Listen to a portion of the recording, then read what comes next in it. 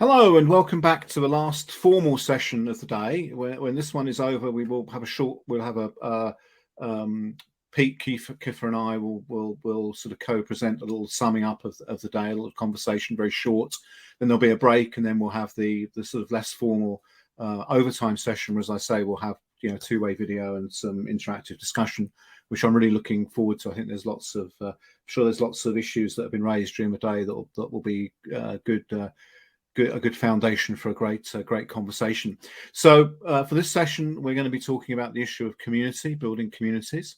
We've got three, I think, quite different but related conversations. One around measuring connection with people. Another one which is around an app that's been developed for connecting people within apartment buildings, and thirdly, a piece on mergers and acquisitions in workplace. I'm quite glad to have that, because I don't think we've had a great deal of discussion about workplace connections in at work, and that's obviously where a lot of people do derive their social connections. So the format, if you're in one of the earlier sessions, you'll be familiar with this. Each of our panelists has made a short video. I think the time limit was 8 minutes. They'll come in 8 minutes or under. We're going to show those three back to back, and then we will have a live discussion. So while those movies are going on, please take the opportunity to enter any questions you may have in the chat, and that will help us, tailor a conversation afterwards that will address any questions you have. So Marae is in the back there with her finger about to press play. So if we can have those videos, that would be great. Thank you.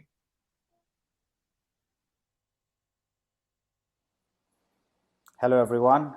It's an honor to be a part of this conference. The work Pete and Jenwell have done over the years has been a huge inspiration for us. So definitely means a lot to be included and get the opportunity to share our work with all of you. I'm Saif, co-founder at Hangeh, and we are a social app for apartment buildings. We're making it easier for residents who live in multifamily housing to engage with each other in ways that can build community and really leverage their power of proximity. Our focus is to reimagine and enable what the next evolution of urban resident experience looks like. So we are really excited to share some key insights from our work, which has included collaborating with some of Canada's leading property operators. As far as urban living spaces go, apart from social isolation, with the seriousness of which is well understood by all of us here, I feel we're in the midst of some generational shifts that are happening right now. Canada's urban density is projected to drastically increase over the next few years, in which multifamily housing would play a very critical role. Other than that, since the pandemic, there's a far greater economic uncertainty, with over 76% of urban households considering gig work to supplement their income. And the size of this gig economy is projected to surpass traditional workforce by 2030. We believe that generational problems also create some generational opportunities, and we see a massive one in the social and economic potential of apartment buildings. For example, take a typical 250-unit high-rise apartment building. It represents over $5 million worth of household items and $8 million in consumer spending. Yet none of that gets mobilized on a local basis. And we believe that the reason for that is the sense of social disconnect that exists in such spaces, where only 2% of residents have any meaningful in-person interactions. And this can be something as simple as saying hi and asking about your day with your neighbors. We are trying to unlock this potential with a social marketplace model, where we provide residents a fun way to have interactions that are meaningful, but they also require high levels of trust and proximity that only neighbors can have with each other. This includes organizing shared experiences like board game nights or potluck dinners, transactions like babysitting or renting camping equipment, or even supporting neighborhood businesses. Even though technology plays a very critical role within our platform, we are very mindful to only use it in ways that can enable meaningful in-person interactions between neighbors. We're trying to look at resident experience through a user experience lens, and our goal is to make it easy for residents to explore, engage, and experience their living spaces. Now, we'd love to go take you through some examples of how we put this approach into action at YUL Condominiums, which is one of Montreal's most iconic high-rise residential communities. It's a 250-unit building situated in the heart of downtown, and it was built by Privia Group, who have also developed some of Canada's most innovative living spaces. It's the same company that would be building the world's tallest passive house structure in Vancouver. So for us, it's been an incredible experience to help embed social connectedness within their work. We have seen some great engagement metrics with about 75% of residents signing up within the first month. About 70% of them use the app on a weekly basis with the goal of connecting with their neighbors through shared experiences or exchange. Probably the most wholesome examples of interactions we were able to facilitate was neighbors providing personal and professional services to each other. We saw residents offer language lessons, help out with interior design, provide massage therapy, and even help with babysitting for their neighbors. Nothing celebrates the richness and diversity of communities like offering our skills to support each other. We were also able to demonstrate how a circular economy can truly thrive within an apartment building, and residents listed over $85,000 of household items like camping gear, power tools, and digital appliances so that neighbor could borrow from each other's. We also saw residents renting out their parking spots for others that had just purchased a new car. Social events and interest-based activities were also extremely well received since it gives residents an excuse to connect with like-minded neighbors and turn those into real friendships. We helped organize, for example, a summer party where everyone from the bartender to the chef and even the DJ were building residents themselves. We also saw a group of yoga practitioners organize a weekly practice and support each other's health and wellness journey. A key ingredient in building a sense of community is, in my opinion, supporting local businesses. For that reason, we partnered with neighborhood businesses and service providers to bring exclusive discounts and for the resident community so that they can discover and support their own neighborhood economy. We also created a weekly newsletter that gave residents a roundup of all the action within their community, local events, and recommended places to eat. It has been extremely well received and read by over 70% of all residents. Given this level of interest, we are really hopeful that it can also in the future be used to support emergency preparedness, advocacy, and collective action type of use cases. We have received some amazing feedback from residents so far. We're delighted to learn that our work has directly helped them experience a sense of community, feel empowered, supported, and cared for. We truly believe that this is such an experience is not just limited to high-rise apartment buildings, but it can also be extended across all sorts of communities. I believe what we are going after is an opportunity for which the addressable market is massive, but it also involves nuanced issues like social isolation and housing policy.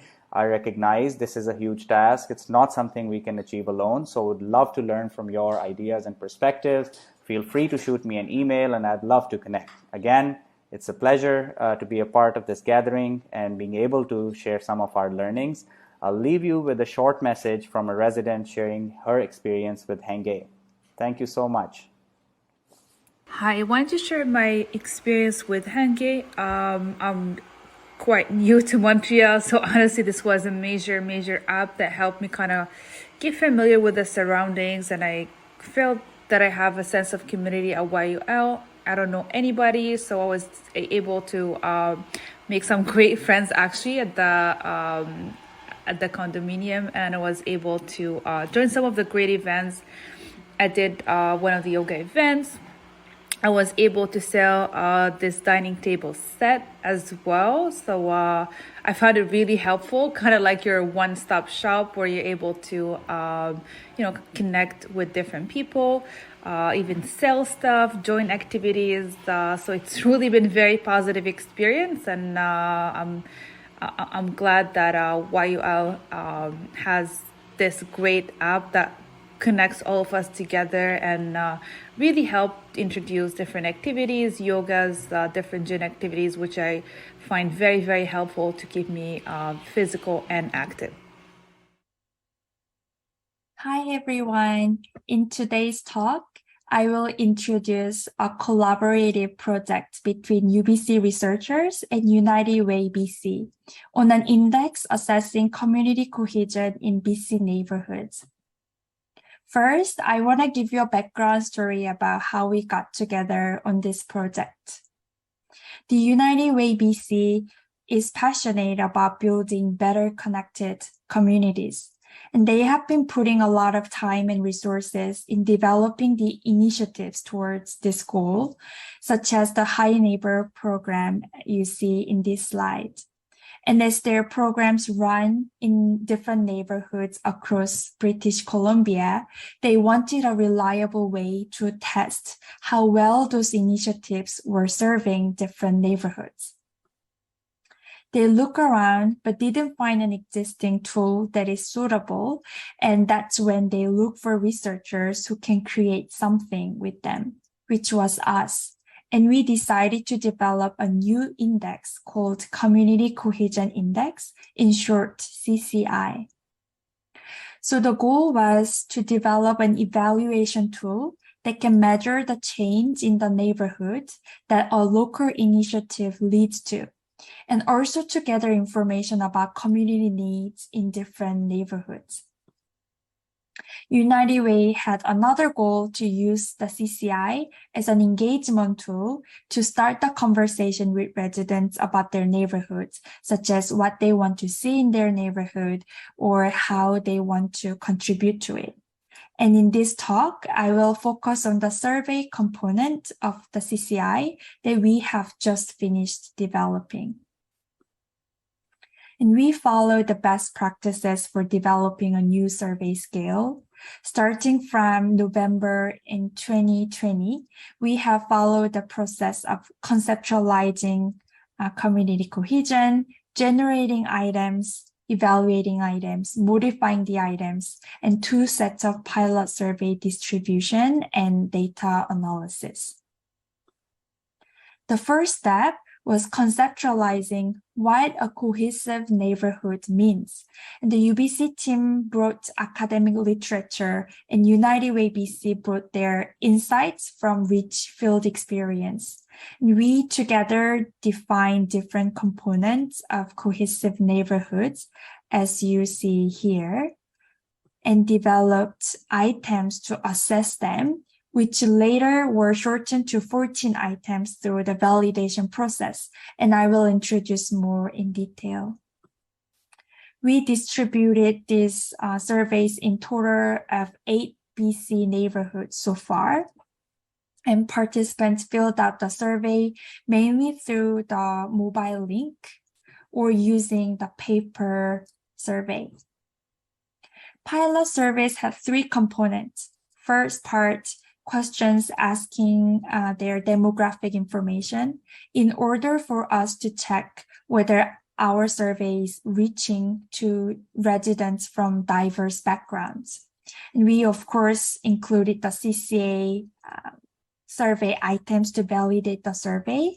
And in addition, we ask about their well-being to see whether the CCI is related to residents' mental health.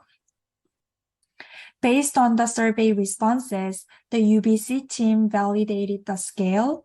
As results, we found that the CCI 14 items are clearly worded and they are reliable and assess 4 different factors contributing to community cohesion.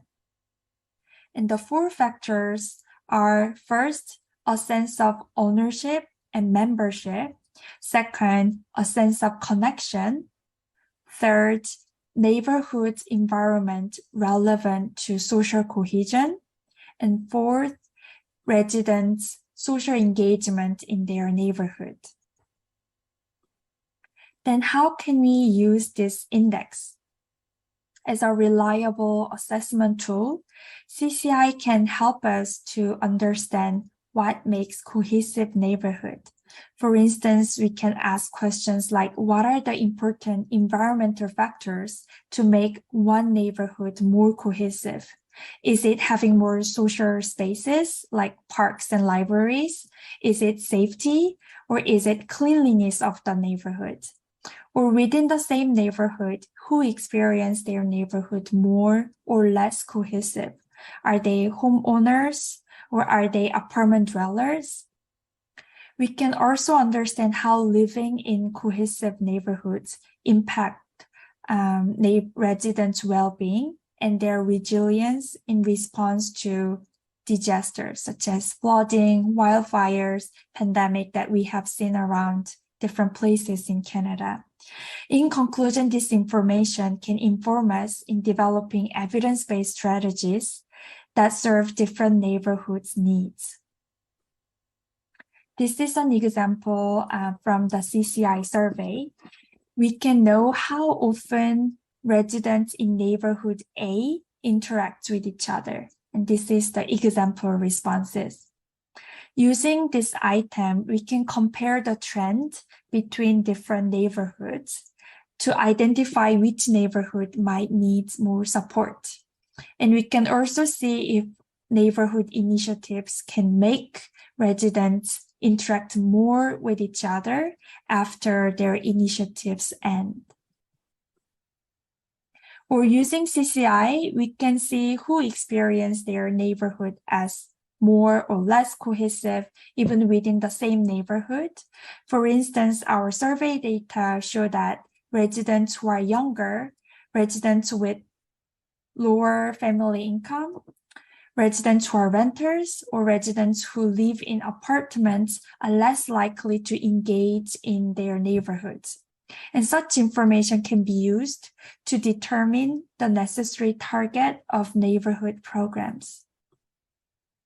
Before I end, I'd like to thank our collaborators, both in United Way BC and UBC Social Health Lab, who contributed to developing this index with their unique insights and expertise. Thank you for listening. And if you have any questions about this index or details of this research, please reach out to me through this email. Thank you.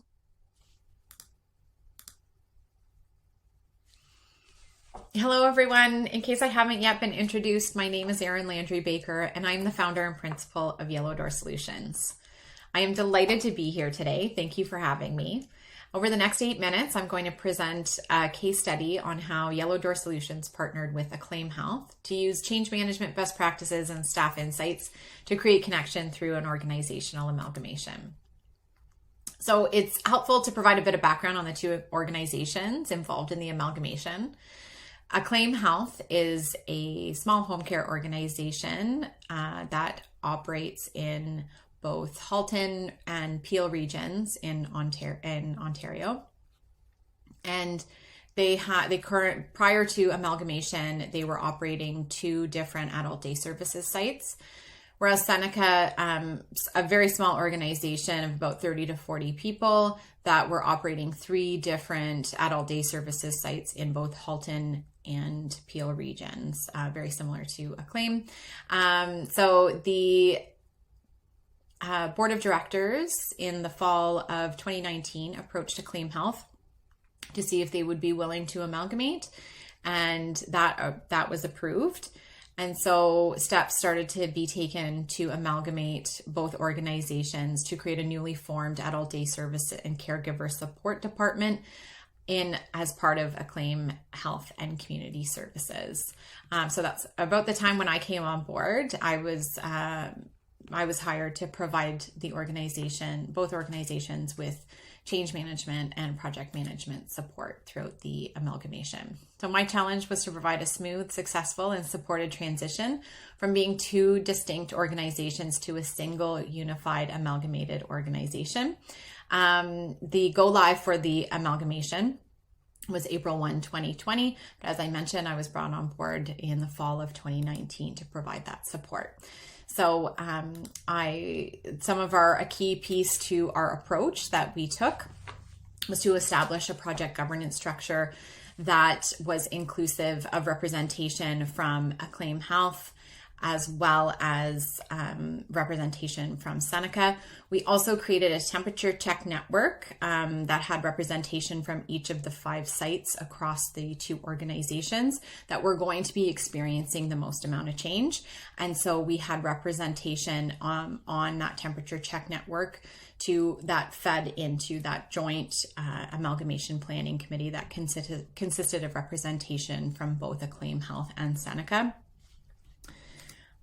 And so just to give a bit more information about the temperature check network, what we refer to as the TCN, the members of this part of the governance structure, they functioned as key communicators of change. They provided us with recommendations regarding effective communication of change. They helped to clarify information and misinformation among colleagues as required. There certainly was some misinformation that did end up circulating throughout the course of our preparation and planning for the amalgamation, and they certainly helped to dispel a lot of that. They supported the identification of gaps and root causes of resistance to change. That is completely natural. Experiencing change is a completely natural part of, having resistance to change is a completely natural reaction to change. So they certainly help to identify why certain individuals might have been experiencing some resistance to some of the changes that were being proposed. And they identified ways to meaningfully celebrate success, because there was a lot of success along the way, and they were constantly providing us with advice, feedback, and recommendations as we requested it.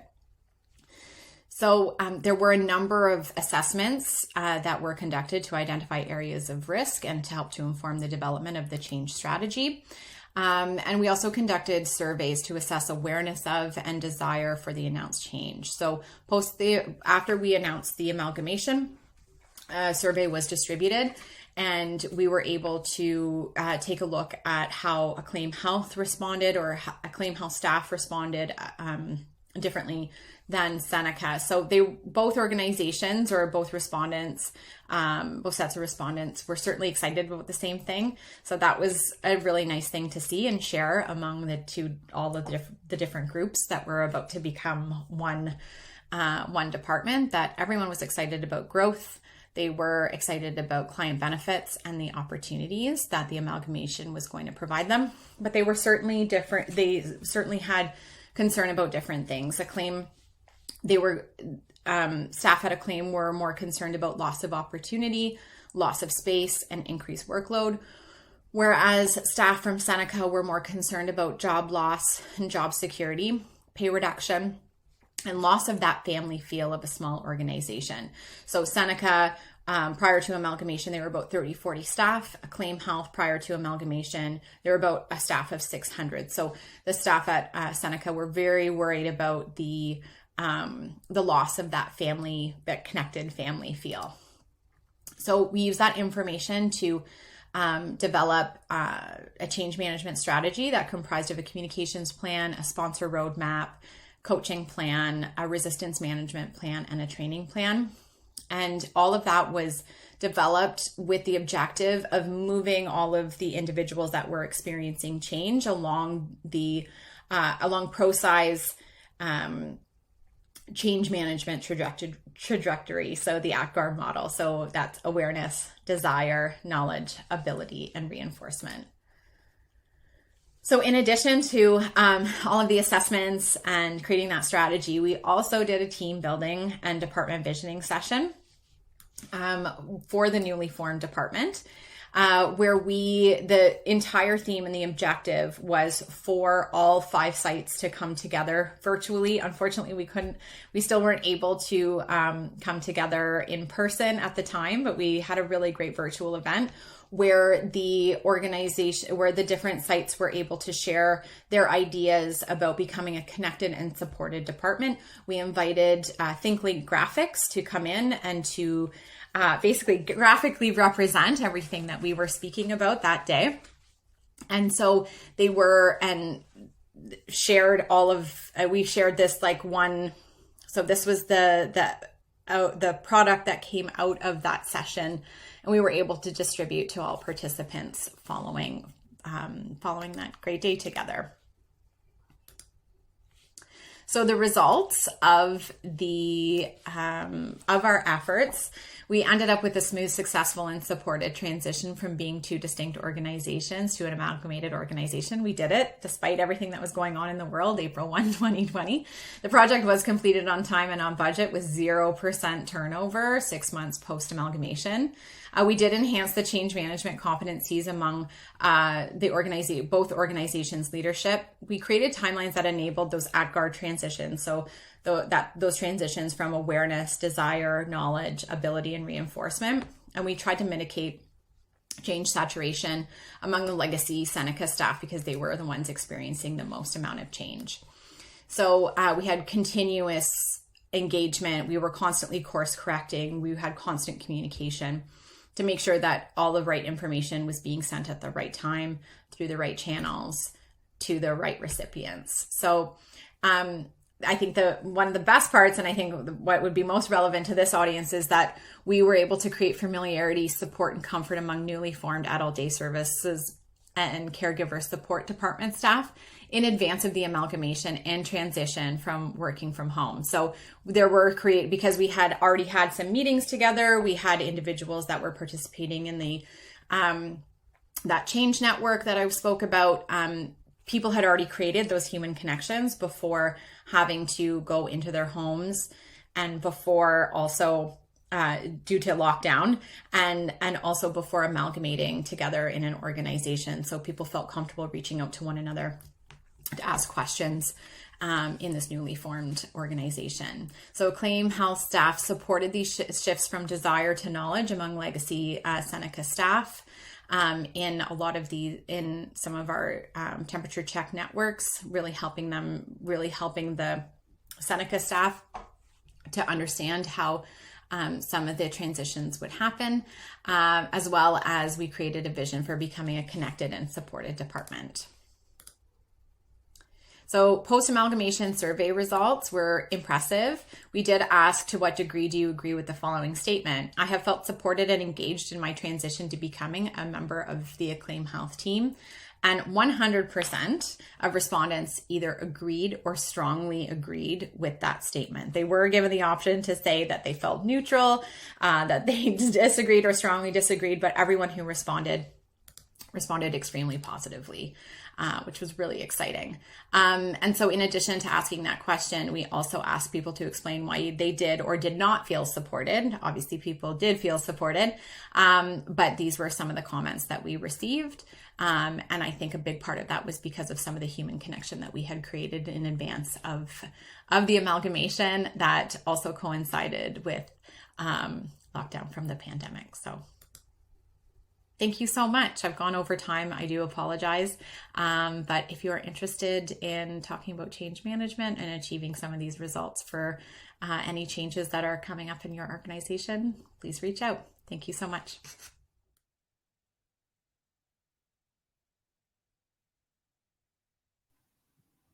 Thank you all. So if you can all join me on the screen, and we'll have a little discussion. We've got 20 minutes. Little shy of 20 minutes, so we can probably cover a little bit of ground here. So thank you. I thought 3 great presentations. We do have some comments, which I'll just run through, and please, audience, do add anything in there if you've got any questions for any of our presenters. Saif, Alexandra here is saying that they want this for their condo building. It sounds amazing. So that's a ringing endorsement. But I wondered, are you surveying people as to their satisfaction with the app? I know you've obviously got data on the things people were doing, but are you asking them, hey, how's it going? Do you have any data on that? Or Absolutely. I think one of the key differentiators of what we are trying to do is make the feedback process of residents who live in multifamily housing more real time. The property management industry seems to be a little bit behind the times when it comes to resident satisfaction surveys. They're only done once in a year, per legislation. So it's a big part of what we do. We try to make the feedback real time. It gauges all the way from resident experience to how engaged they feel, and some of the parameters that Yeeun and her team have sort of pointed out in terms of community and the sense of belonging that they feel. these are metrics that we track. We share that with their management in real time as well, and residents get to learn that as well. So definitely keeping these insights and sharing them is a big part of what we do, and we do it before going in, so as a baseline survey, and then we keep following up on that on a quarterly basis. Okay, great. And Yeeun, actually, someone who's asking, where was it? Heather wondered if your index is going to be more widely available. Yeah, that's our hope and our goal. So thank you for asking that, Heather. We are kind of putting all the resources together so that people can just pull it up and be able to use it well. But we are still at the last prep for making that publicly available. But I can definitely email Heather to follow up with her once I know the CCI is publicly available. So you're all working, I think, in three very different environments. On the one hand, you've got Saif, you've got like a new, in that case, a new apartment building. So I'm assuming basically pretty much everyone moves in within that they're all new to a community. It's a new community. Yeeun, you've got established communities, and then Erin, essentially sort of two communities coming together. Christina, so in all those situations, possibly less in Yeeun's case, there are helping people come together. Christina's asking about helping people to come together when they're starting as strangers. I mean, the people from Acclaim are strangers to the people at Seneca. All the people there, Safe in that apartment building, they don't know each other from day one. Are there any sort of ways to sort of break the ice, as it were, that you'd recommend from your experience? Erin, perhaps you could start because you haven't spoken yet. So. Yeah, certainly. Yeah, it's a great question. So I think in the context of the situation that I spoke about, it was a merger or it was an acquisition and a merger of two organizations. I think what really helped us was to bring people together with a common objective. So, and I was there to facilitate some of those temperature check network sessions, and asked people to share how they were feeling, to surface concerns, to provide insights, to hear what other people were also struggling with. I think that helped the conversation and for people to get to know one another. Another great way that we got people to get to know one another was through education and skills building. So we also, in addition to having those temperature check networks, we also did some change management training for all of the leaders that were going to be involved in the change. And so there was lots of, breakout sessions and stuff involved, but in that training. So people got to know one another in, less formal settings, more discussions, so that when those relationships became more formal, they felt comfortable enough to reach out to one another because they already had some established conversation or relationship, or, I remember you from that session and, you brought up a great point in that meeting. So it was a really great way to get people to come together. I do have to speak to that the group that we were working with were recreation therapists. So they were really specialists in creating human connections. So they were just the warmest, welcoming people. So it made my job a lot easier as a change leader. So those are just some of the secret ingredients, I guess. And Saif, any comments on, obviously you've got new people moving into a building. How do you kind of kickstart that? I think the case of an apartment building is quite unique because most residents do want to socialize, but no one wants to take the initiative to do all that by themselves. So it's something interesting for us to navigate. And I think that's a great use case for a technology platform that only serves as much as enabling in-person interactions. So one thing that we have found really, really useful to kickstart the process of community building in an apartment living format is to ask people what their skills and experiences are that they are able to contribute to a larger cause of their community. Something as simple as me knowing a language and I can teach that to one of my neighbors who might be planning a trip to that part of the world.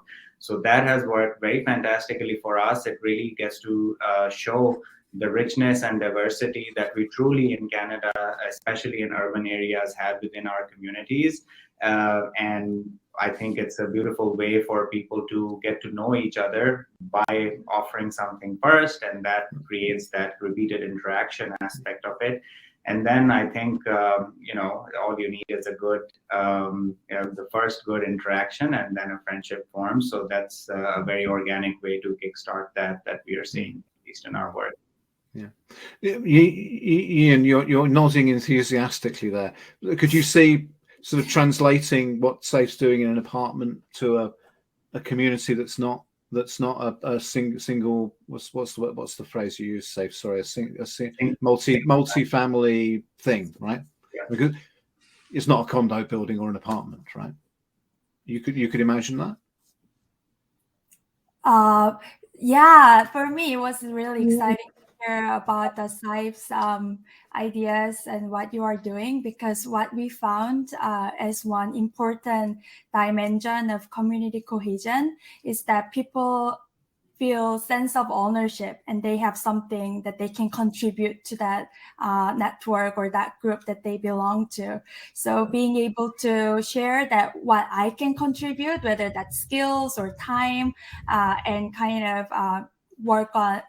start the activity from that, I think that is really helpful for them to feel, oh, I belong to this group, whether that's apartment, work group, as well as the neighborhood. I think that's a really important point. I mean, through some of the work I did last year around diversity, where the notion of belonging looms very large, that idea of making a contribution as part of that feeling of belonging, I don't think it gets the attention it deserves. So, Erin, in your environment, I mean, my experience of mergers and acquisitions is I've thankfully ever had to live through one, but people, people do become quite territorial, don't they? I mean, there is, I was at a conference once and someone used the example of Scotland and England. Scotland and England merged in 1600 and something, I think, or 1700 or something, and the Scots still want to leave, right? They still see themselves as different. I mean, how did you sort of create that kind of cohesion, if you like, between two very different groups? Yeah, so that's another great question, because if we think back to some of the results that we got in the survey, one of the areas of concern for the Acclaim staff was that they were worried about their workspace. So there was this very tangible, very palpable reaction to having 30 to 40 people join their organization, and they were already feeling very cramped. It was, people were in tight or working quarters to begin with. This is before the pandemic happened. And so what we had to do was, first of all, inform people that, though that space wasn't going to be taken, that was a bit of misinformation that kind of circulated. But I think that speaks, the type of information that ended up circulating, I think really speaks to that people becoming territorial and protective of, things in space. So certainly got the message out that people weren't going to be moving into their space, and they were very worried about loss of opportunities as well. So we really I had the fortune of working with a really exceptional communications director who was able to very warmly and, explain the changes that were going to be happening, and how it may actually have the opposite effect of what people were worried about. That we were going to be, that the organization was going to be acquiring new spaces, and that it wasn't going to represent a loss of opportunity for folks. It would actually have the opposite effect. There could be more opportunity for staff to move among different sites. Perhaps some of those sites were closer to home. Maybe there would be more leadership opportunities for individuals who thought that, they would just automatically move into a supervisor role. There would just be more opportunities across the entire organization. So really had to make sure that we were sharing all of that to make sure that folks weren't starting to feel very protective. So that really helped us. So, Saif, you have another fan here. Heather's saying that your app seems like a no-brainer, and her question to you is, why wouldn't a condo court be interested? do they struggle to understand the value and importance of human connection and community engagement? I mean, are condo corporations that are beating down your door to do this, or is it a hard sell? Well, I'm really flattered by the response, and I'm happy to follow up after on how to bring it to each of everyone's community. But that's a fantastic question. I think I would attribute it to two main reasons on why there might be some hesitation at first on part of companies whose job is to manage apartment buildings. I think one of that has to do with I think some industries show their age by how behavior is and things like that. Resident experience hasn't really been a competitive advantage or something they were focusing on for a very long time, because the economics of the property management industry indicate that they're a low margin business, and something I personally am sympathetic to. They're always short staffed. So this is something that they would want to do. But as I had mentioned, they only do one resident satisfaction a year. So that kind of tells you on how bare minimum they would like to keep things. But I think COVID has changed everything as far as their job and what their priorities are. Now it's like top of their mind in terms of what residents actually want, and I think it's a consumer decision. It would become more and more resident experience becomes a customer experience question, and that's where I think we are really starting to see things change. Another pushback that we observe in the industry at large is they are actually concerned that some residents might, come together and kind of hold the property manager accountable for things that they may or may not be doing up to par. So again, for me and my perspective, and as a resident, I think it's a great thing that people should collectively hold each other and their service provider accountable. So I hope that addresses the question. These are at least a couple of things that we are noticing in terms of industry. I think that is a little resistant to change, but I think the times are moving fast, and it's only a matter of time now. Yeah. And I'm just wondering, so to reframe that question for Yeeun and Erin. I know that Pete, in doing the Genworth project, has sort of felt like at times like a lone voice in the a sort of a lone voice in the wilderness, as it were, and a sort of lack of recognition. So I'm on the first, Yeeun, did the sort of process of doing this work with communities sort of raise their awareness of the value of the communities they were in, that there were things maybe they took for granted as they thought, well, actually, this is kind of, we are doing all this neat stuff and it is really cool, and we are in it. This is a good place to be. Did you find that, or? I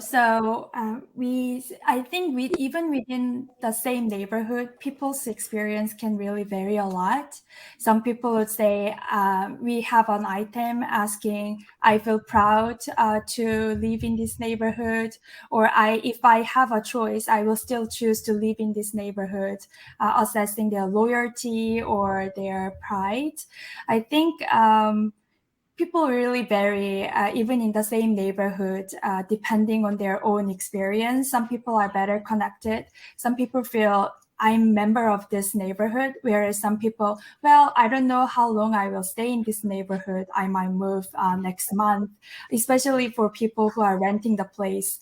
So I think it depends on people's personal experience, which is why it's important to understand and investigate who are the people who are less connected and more connected in the same neighborhood.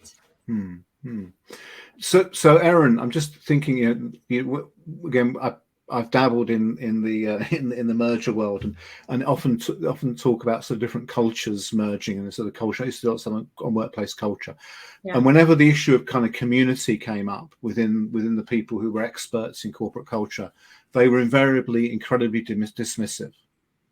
that, you know, workplace culture is about values and behaviors. You say, well, it's also about how people kind of connect with one another and build a community, isn't it? And they go, no, it's not.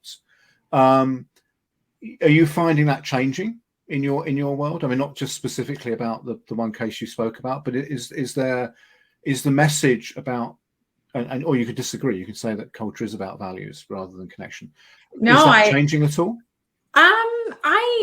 I mean, I'm hopeful that it's changing. I think that there is more recognition now more than ever about the importance of human connection and how that is, and not just connection among people, but also connection to purpose. I work a lot in healthcare. I think that there's been a huge struggle for a lot of individuals working in this sector to connecting to the purpose of, you know, of their organization. So I'm hopeful that there is more recognition of culture and how connection influences that. But I think that people, particularly leaders, need to be willing to connect with their staff as well. So it's not just about connecting with their direct reports. It's also about leaders connecting, which is very difficult for individuals who are running large, complex operations of, you know, maybe a few hundred people to a few thousand. I think that that's almost impossible, but we need to find better mechanisms for leaders to better connect with those at the front line and every layer in between, to drive culture and improve it. So it's no easy task, but I think that there is now a desire to learn more about how to do that and how to surface some of those insights from the front line. Yeah. Okay, interesting. So I'm just wondering, and again, this may sort of apply more to your environment, Erin, but we'll see. There are no communities without conflict, right? Without disagreement at some point, and I'm sure in condo buildings that's not that unusual. And I'm sure in the communities, Yeeun, I mean, that you surveyed, is that something you and obviously in organisations, you came across that there were sort of disputes and friction with people, or was there? And how does that get accounted for in your worlds? Sure. Saif first, and then you. Perfect. Maybe I can just speak from our recent experience. Of course, I think close quarters, especially in living spaces, that has the potential to do great things, but it also has potential to, bring some disputes up more often. And I think they do exist. I think they do exist in all such living spaces. The only problem was before that the longer they fester, I think they have the potential to actually become bigger problems than they actually are. I think living in, say, the Western urban living culture,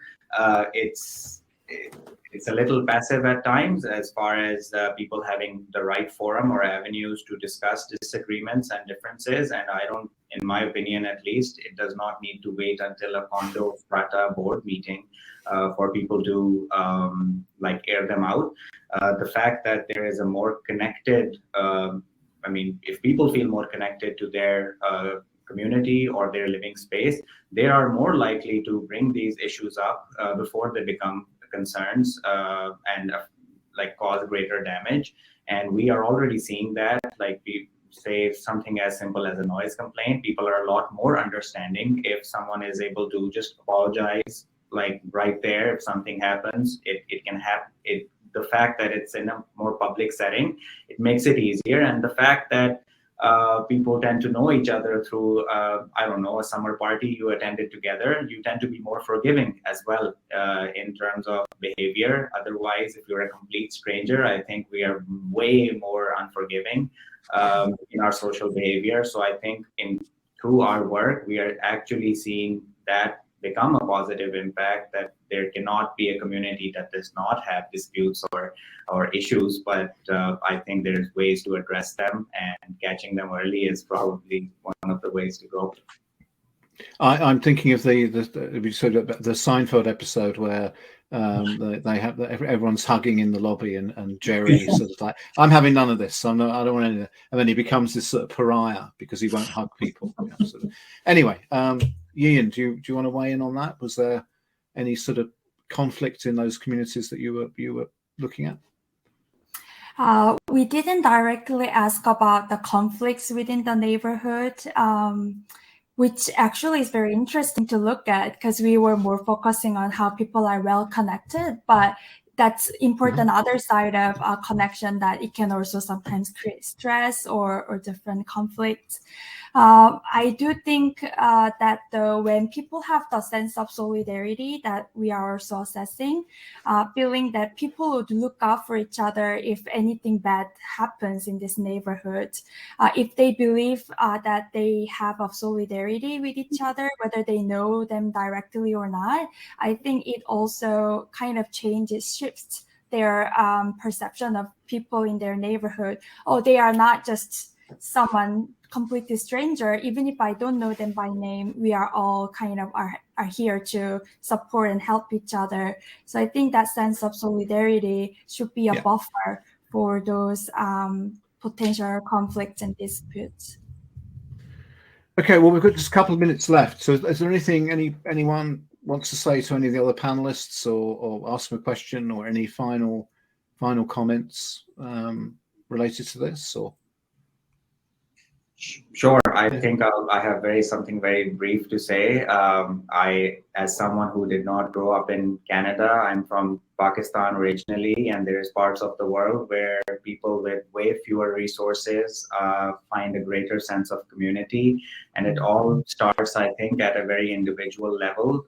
As Pete mentions all the time, there's tons of people, especially all of us gathered here, who are doing great work, but it starts with some sort of personal agency and initiative. And I really hope we keep on doing that. I think we owe it to our society and Canada itself. I think we'll be better off for it if we are connected to each other as human beings first. Okay. Any final thoughts, Yeeun or Erin?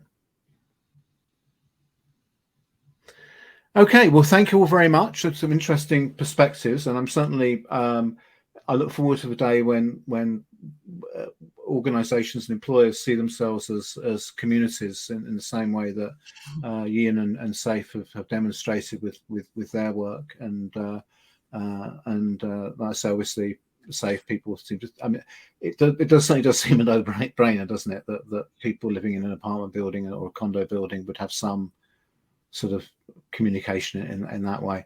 So, all the best with your future endeavors, your future research, your next merger, and with persuading all those condo developers to buy your app. And thank you so much for sharing your stories and joining us today. So with that, we'll adjourn. We're reconvening in just a couple of minutes, over 5 minutes, just for a final little conversation with Kiffer, Pete, and myself, and then onto the overtime session for those of you who want a bit of face-to-face and a bit of video. Okay, thank you all very much. Thank you. Thank you.